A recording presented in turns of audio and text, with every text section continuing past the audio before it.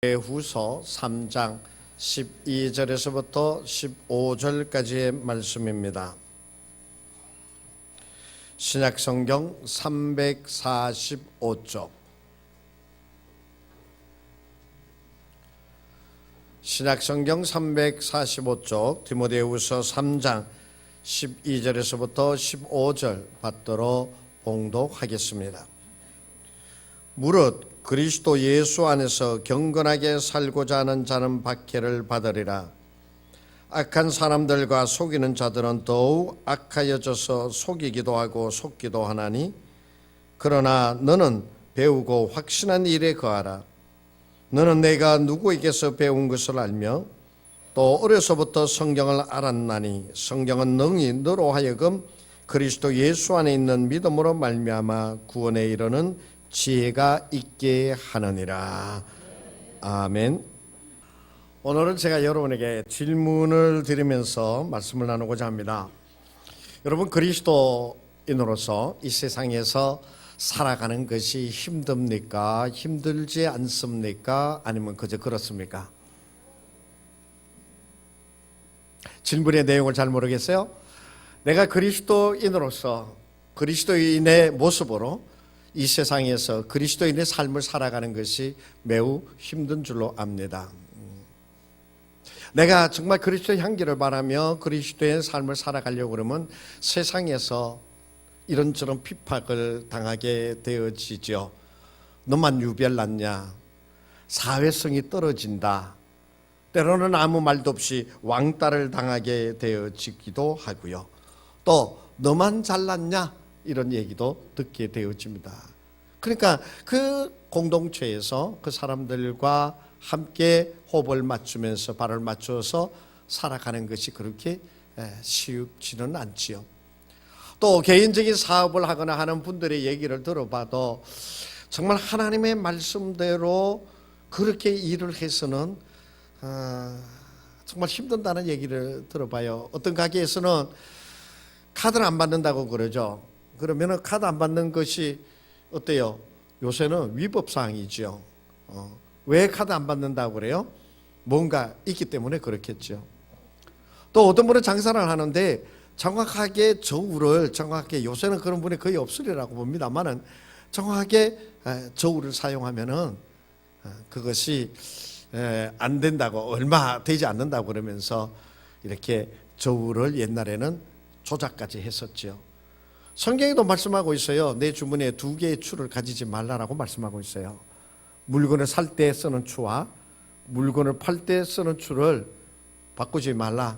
하나의 추만 가지고 똑같이 사용하라라고 말씀해 주고 계시는 것이죠. 요즘 또 사립 유치원의 문제가 불거지면서 사회가 시끄럽게 되어지는 모습을 봅니다.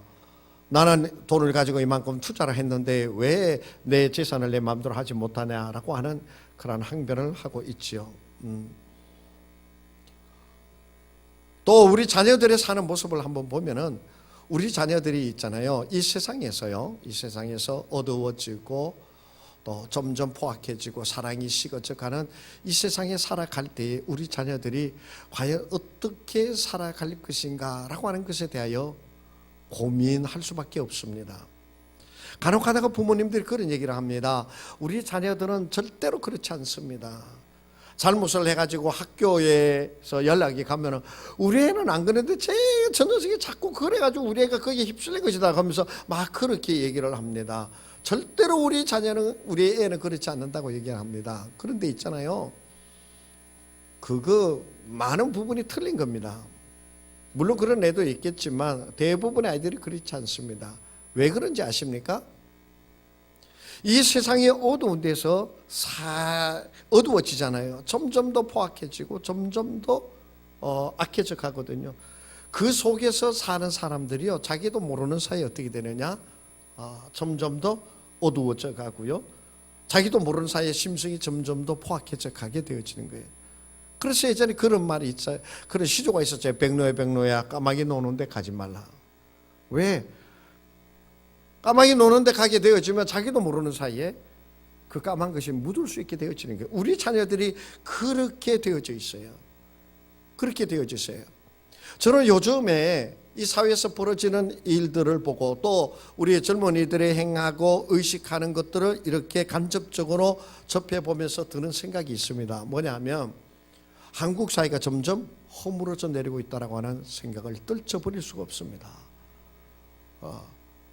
저는 목사입니다. 이 시대를 바라보고 말씀을 전해야 되는 사람입니다. 근데 저에게 자꾸만 이 사회가 점점 어두워져 가고 점점 허물어져 가고 있다고 하는 것에 정말 염려하게 되어지는 그러한 일들이 많아지고 있다고 하는 사실입니다. 우리가 잊지 말아야 할 것이 있습니다. 베드로전서 5장 8절에서 이런 말씀을 해주고 계십니다. 근신하라, 깨어라. 너희 대적 마귀가 우는 사자와 같이 두루 다니며 삼킬 자를 찾는다라고 말씀하고 있습니다.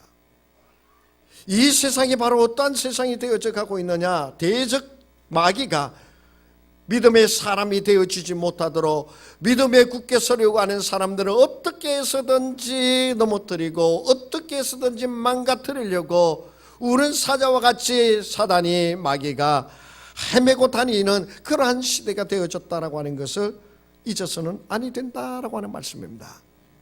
그래서 오늘 본문 12절에서도 이렇게 말씀해 주고 계세요. 무릇 그리스도 예수 안에서 경건하게 살고자 하는 자는 박해를 받으리라.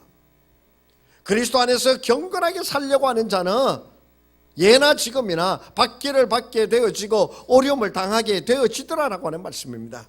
그러면서 13절에 악한 사람들과 속이는 자들은 더욱 악하여져서 속이기도 하고 속기도 한 서로 속이면서 살아간다라고 그렇게 바울이 디모데에게 얘기해 주고 있는 것입니다. 바로 이 세상이 어떠냐?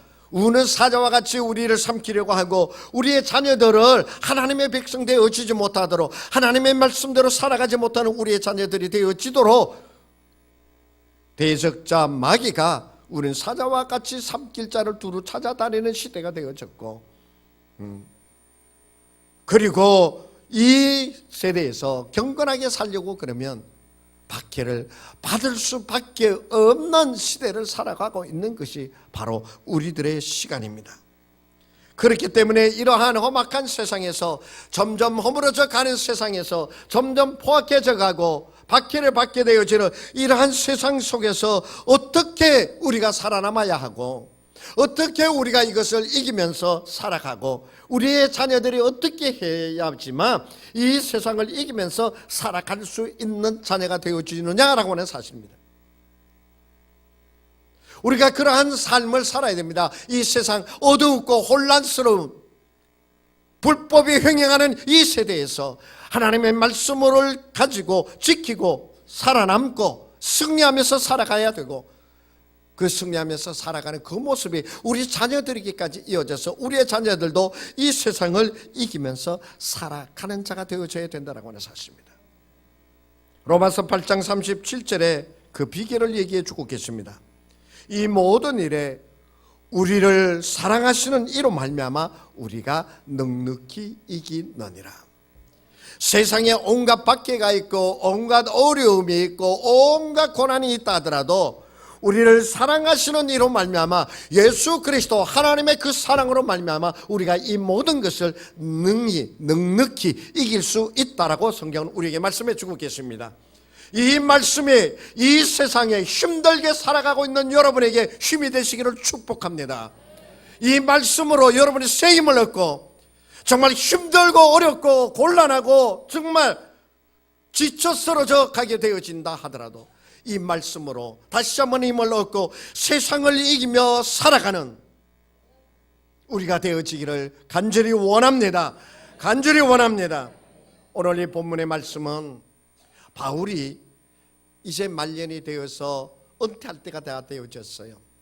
그랬을 때 그가 아들처럼 여겼던 그의 후계자 디모데에게 보내는 편지 가운데 한 구절입니다.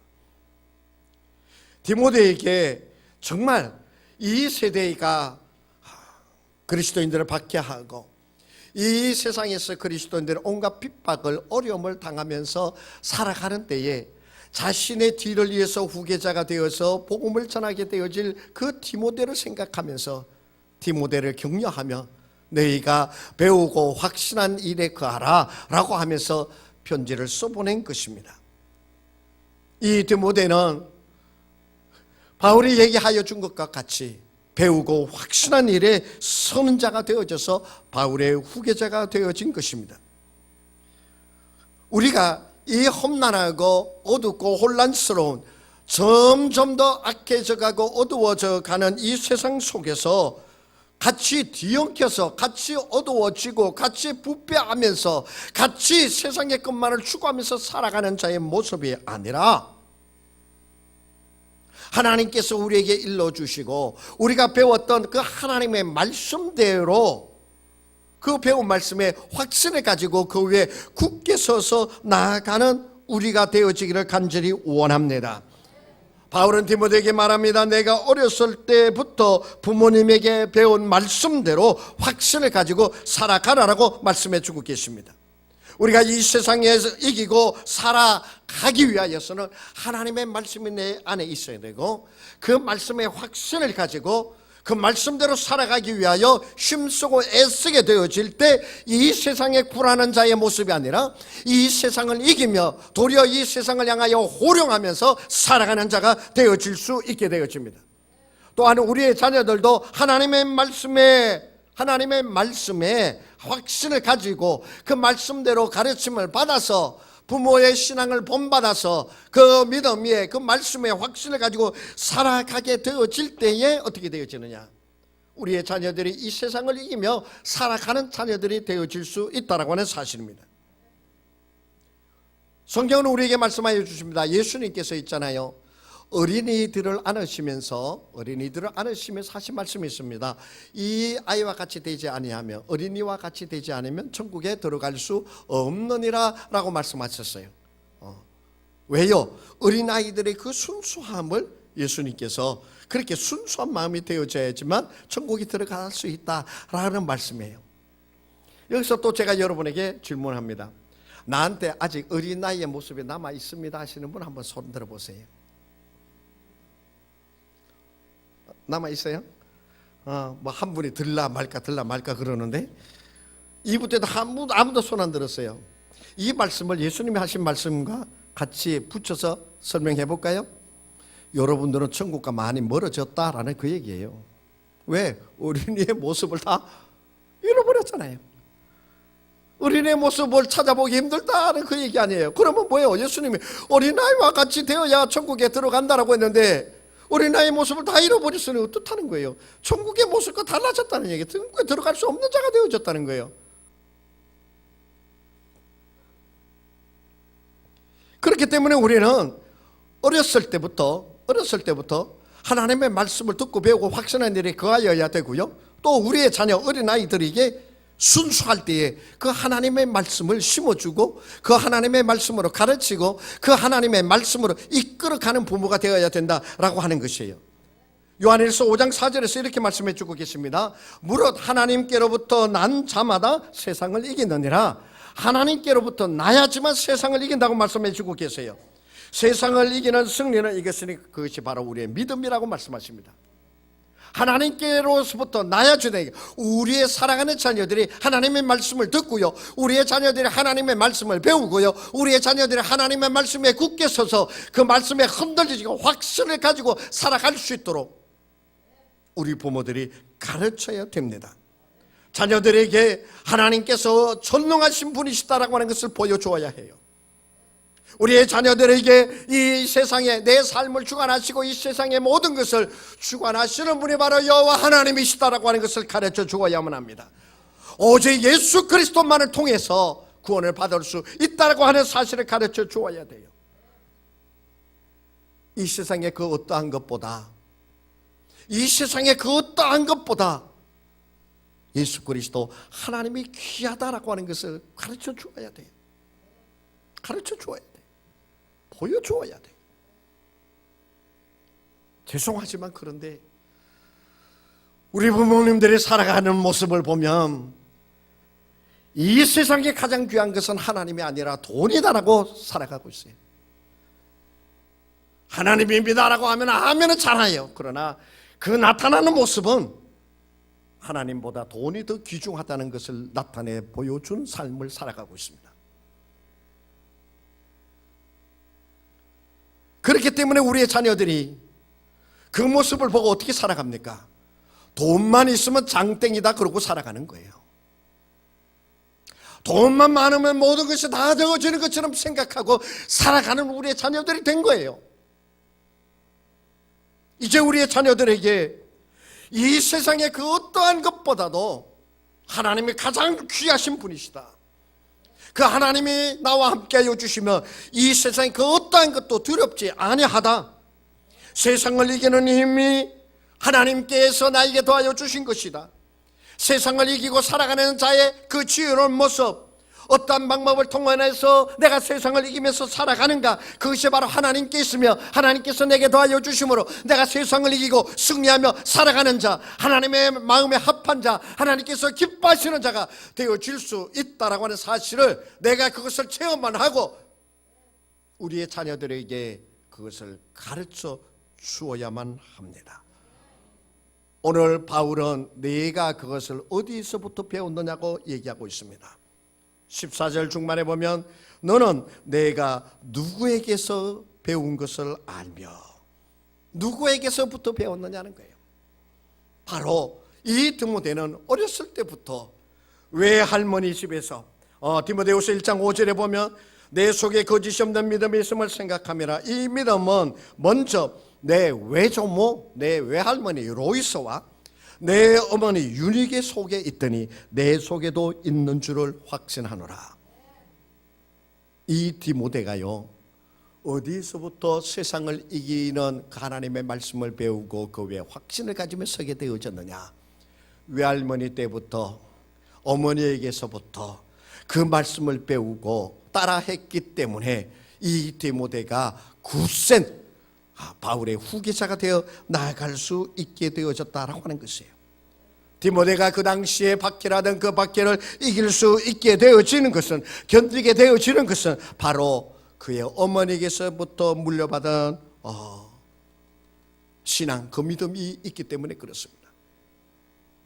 어렸을 때부터 말씀이 어떠한 것인지, 그 부모님들이 하나님의 말씀대로 살아가기 위하여 얼마나 애쓰는지, 그 모습을 디모데는 부모에게서 보고 배웠던 것입니다.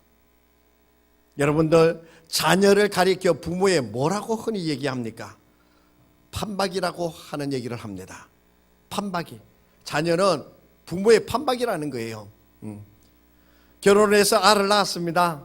애를 낳았는데 이 녀석이 그렇게 개구지고 그냥 머리 아프게 해요. 몸 피곤하게 만들고. 그러니까 애 엄마가 보고서는 얘기를 합니다. 아이고, 저 녀석이 어디서 배워왔지? 잠시도 안 쉬고 저는 아이고 정말 너무 힘들어. 그러니까 그걸 보고 있던 시어머니가 한마디 합니다. 니네 남편이 그랬다. 그 얘기. 네 남편이 어렸을 때 그랬다는 거예요. 그래서 자식은 부모의 판박이라고 얘기를 하게 되어지는 것이, 여러분들, 하나님의 말씀으로 살기 위하여, 경건한 삶을 살기 위하여 힘쓰고 애쓰는 그 모습, 그 모습이 자녀들 앞에 보여져야 됩니다. 그래서 자녀에게 신앙 교육이 되어지는 거예요. 돈 조금 더 가지기 위하여 하나님을 헌식잔처럼 뒤로 내버리는 그 신앙의 모습을 가지고 있기 때문에 우리의 자녀들이 하나님을 떠나는 일들이 일어나는 거예요. 돈이 아무리 많이 생긴다 하더라도 내가 주의를 지키고 하나님의 말씀대로 살아가기 위하여 그것을 내어버릴 줄 아는 그 모습 고민하면서, 이거 하나님 한 번만 이렇게 하면 돈이 수백만 원이 생기는데, 고민하면서 정말 그 세상과 하나님의 말씀 사이에서 정말 고민하면서 어떻게 해야만 내가 살아가야 될 것인가라고 고민하면서 눈물을 흘리는 그 모습을 자녀들이 볼 때, 그 자녀들이, 우리 부모님은 세상의 것을 쫓아가신 분이 아니야라고 하는 이야기를 하게 되어질 것이고, 자녀들이 그 모습대로 살아가게 되어집니다. 이제 우리 부모들이 자녀를 가르쳐야 할 때가 되었습니다. 여러분, 학교에서 여러분을 자녀를 가르친다고요? 틀렸습니다. 이제는 여러분, 학원에 늦지 않게 가라고 맨날 애들한테 전화하지요. 학원에 애들을 가르친다고요? 틀렸습니다. 부모에 의해서 하나님의 말씀을 가르쳐야지만, 그 말씀대로 살아가는 부모의 모습을 가지고 자녀를 가르치게 되어질 때 그 자녀들이 주님 안에서 형통하게 되어지고 세상을 이기는 말씀에 굳게 선 확신을 가지고 살아가는 자녀가 되어질 것입니다. 그렇기 때문에 이제 학원에다 맡기고 유학 보낸다고 다 되는 줄 알고 그런 것이 아니라 지금부터라도 하나님의 말씀으로 살아가기 위하여 힘쓰는 그 모습을 자녀들에게 보여주고 하나님의 말씀으로 자녀를 하나하나 가르치게 되어질 때 그 자녀들이 주님 안에서 말씀 위에 굳게 서서 확신을 가지고 세상을 이기며 살아가는 자녀가 되어질 줄로 믿습니다. 디모데는 바로 이것을 어렸을 때부터 외조모에게서부터 어머니에게서부터 배웠던 것이에요. 그렇기 때문에 신앙생활은 어렸을 때부터 시작되어져야만 합니다. 이 말씀을 하면은 우리 자녀는 벌써 다 커가지고 내가 하는 말을 도대체 들으려고 안 하는데 어떻게 가르친단 말입니까? 그건 다음에 말씀드릴게요. 저도 예전에 그랬어요. 어머니 말씀하실 때마다, 죄송해요 이런 표현을 써서, 구식 양반이 나를 가르친다라고 좀 심하게 얘기하면은 학교도 못 다닌 엄마가 박사학위 가진 아들 가르친다고. 그런데요 저도 젊었을 때 그 생각하면서 살았어요. 그런데요 기도가 이깁니다. 그건 나중에 말씀드리고요. 어렸을 때부터 하나님의 말씀으로 가르쳐야 돼요. 언제부터냐? 누가복음 1장 41절에 보면은 예수를 잉태한 마리아가 사촌인 엘리사벳을 찾아갑니다. 엘리사벳은 누구냐면 세례 요한을 잉태한 분이에요. 세례 요한은 예수님 앞에 약 6개월 전에 먼저 탄생했다고 그래요. 그러면서 예수님이 오시는 그 길을 준비하러 이 세상에 보냄을 받은 분이 바로 세례 요한입니다. 그러니까는 세례 요한의 주인이 되다고 얘기할 수 있는 분이 바로 예수예요. 그 예수를 잉태한 마리아가 엘리사벳을 찾아갔더니 그 엘리사벳의 배에 있던 세례 요한이 어떤 모습을 보였느냐? 누가복음 1장 41절에 엘리사벳이 마리아가 무난함을 들으며 아이가 복중에서 뛰노는지라 엘리사벳이 성령의 충만함을 받아. 그러니까 이 세례 요한이 엄마 뱃속에 있으면서부터 뭘 알았느냐? 자기의 주가 되시는 예수님이 자기에게 나오는 것을 알고 복중에서 뛰어놀았더라 라고 그렇게 얘기하고 있는 것이에요. 그러니까 그 복중에 있을 때부터 어떻게 되어지느냐? 이 세례 요한은 벌써 모든 것을 알았다라고 하는 거예요. 그래서 아이를 잉태하였을 때부터 신앙 교육이 시작이 되어져야만 합니다. 그런데 불행하게도 여기서부터 쫙 살펴보니까 잉태하실 분이 몇 분 안 계시노만요. 잉태하실 분이 몇 분 안 계세요. 그래도 지금부터 잘 들으십시오. 아이를 이제 나는 끝났어. 그런데 내 아들과 내 딸이 남아있어요. 내 며느리가 아이를 가지게 되어지고 내 딸이 아이를 가지게 되어질 때가 되어졌어요. 그러면 어떻게 하느냐? 그 배에다 손을 얹고 경건함으로, 간절함으로 기도하십시오. 간절함으로 기도하십시오. 얼마 전에 우리 교회의 청년 하나가 결혼했는데 애를 유산을 했어요. 한 1, 2년 지났나요? 얼마 전에 저한테 와가지고 목사님 저 애기 가졌어요. 그러는데 있잖아요, 너무나 내 마음이 막 뜨거워지는 거예요. 그래서 기도하자 그러고서는 저 뒤에 서가지고 막 기도했어요. 그랬더니 저희 아내가 얘기를 합니다. 아니 왜 남의 색시로에 기도했지 눈물을 흘리면서 그런디야? 핀잔을 제가 듣긴 들었습니다만은 너무나 감격스러웠습니다. 그 생명이 잉태되었죠. 그래서 내가 그분에게 얘기했어요. 날마다 애 아빠하고 같이 배에다 손을 얹고 기도하라고. 날마다 기도하라고. 저희 며느리가 아이를 가졌을 때 집에 찾아 멀리 떨어져 있으니까 자주 못 오잖아요. 집에 올 때마다 배가 조금씩 불러지잖아요.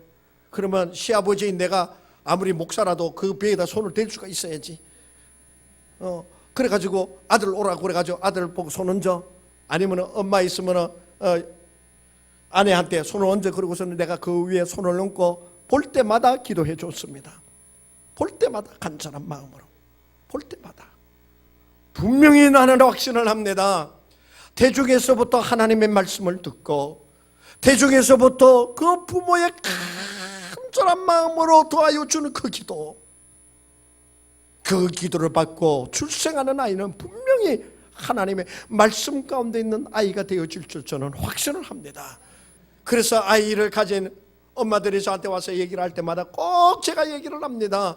날마다 아내가 엄마가 먼저 손을 얹고 그 위에 남편이 또 손을 얹고 그렇게 꼭 같이 기도하여 주라고 하는지 안 하는지는 모르겠지만 저는 꼭 애기 엄마들한테 그렇게 당부를 다 하고 있습니다. 왜요? 태중에 있을 때부터 하나님의 말씀으로 양육되어져야 되겠기 때문에 그 태중에 있는 아이가 벌써 생명으로 하나님의 말씀을 알아들을 수 있기 때문에 그렇습니다. 누가복음 2장 40절의 말씀에 보면은요, 이 예수님이요 탄생하시고 나서 나오는 말씀입니다. 아기가 자라며 강하여지고 지혜가 충만하며 하나님의 은혜가 그 위에 있더라. 예수님은 그렇게 자라난 것이에요. 지혜가 충만하며 하나님의 은혜가 그 위에 있다고 그랬습니다.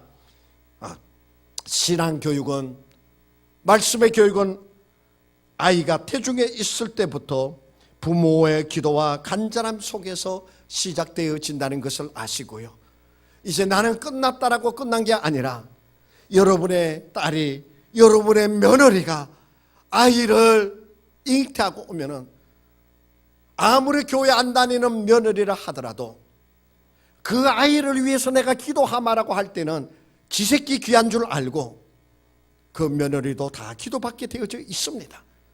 지금부터라도 그 며느리가 딸이 아이를 가지고 잉태해서 오면은 자랐다 그러면서 손을 얹고 간절하게 기도해 주는 그러한 여러분 되어주시기를 축복합니다. 그렇게 되어질 때 그 아이의 심성에서부터 시작해서 태어나서 정말 지혜롭게 되어지고 하나님의 영이 그와 함께하여 주는 것을 체험하게 되어질 줄로 믿습니다. 그리고 그 아이들 앞에서 하나님의 말씀대로 살아가기 위하여 애쓰는 여러분 부모가 되셔서 그 자녀들에게 정말 신앙의 영향력을 제대로 끼치는 부모가 되어지기를 간절히 원합니다. 이제 우리는 포악해져 가는, 점점 더 사랑을 잃어가는 이 세상을 바라다 보면서 우리의 자녀들이 그런 세상 속에서 세상을 이기는 하나님의 자녀가 되어줄 수 있도록 이제부터라도 자녀를 신앙으로 교육하는, 간절한 마음으로 기도해주며 하나님의 말씀을 들고 가르치는 그러한 부모가 되어줄 수 있도록 다짐하면서 우리 자녀들을 축복하는 부모가 되어지기를 원합니다. 하나님께서 우리의 자손들을 주님 안에서 장대케 하시고 세상을 이겨 나아가는 자녀가 되게 하여 주실 줄로 믿습니다. 기도합니다. 하나님 아버지, 우리 부모들을 지켜주시어서 자녀를 위하여 기도하는 부모가 되게 하여 주시고, 그리하여 그 자녀들이 주님 안에 있는 하나님의 귀한 백성 되어질 수 있도록, 세상을 이기고 나아가는 자녀들이 되어지도록 주여 우리 부모들의 간절한 그 마음과 기도에 응답하여 주시옵소서. 예수님의 이름으로 기도하옵나이다. 아멘.